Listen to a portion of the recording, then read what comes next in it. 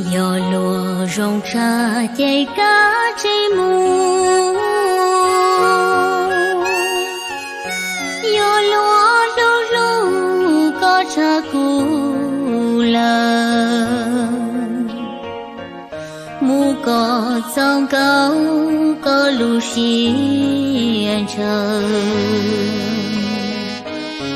có cho cây lu cú chỉ to lớn. Yo lúa rong đua chạy chó kia cũ, gió mưa cũ trú trâu kê trong đu, yo chỉ xa lũ chạy wo rong hai, mà chia có phải trời có xiên trời.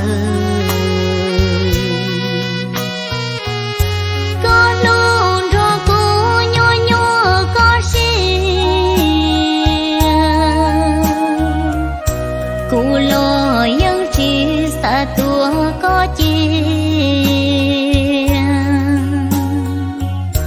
giờ tao có lo nâng chỉ so xia,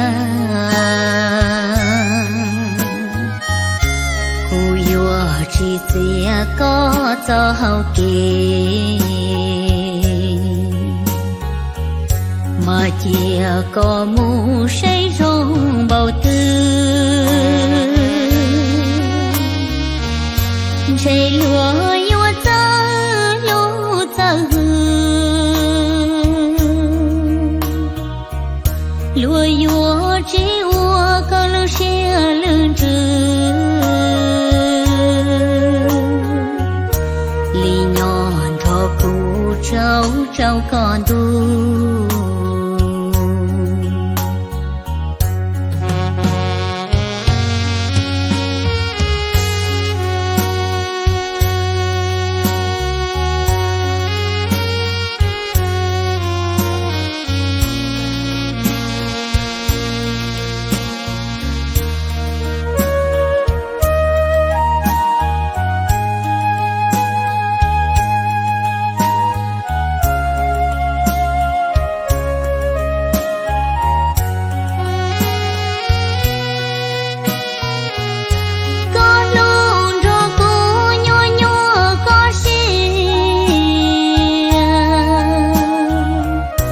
Cụ lo những chỉ xa tua có chia,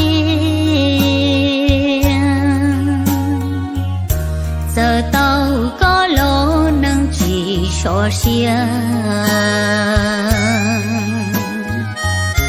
cụ vua chỉ xia có cho hậu kỳ, mà chia có mu say rong bầu tư. Chạy lúa yêu ta lúa ta lúa yêu chỉ ua có lúa xe lưng trừ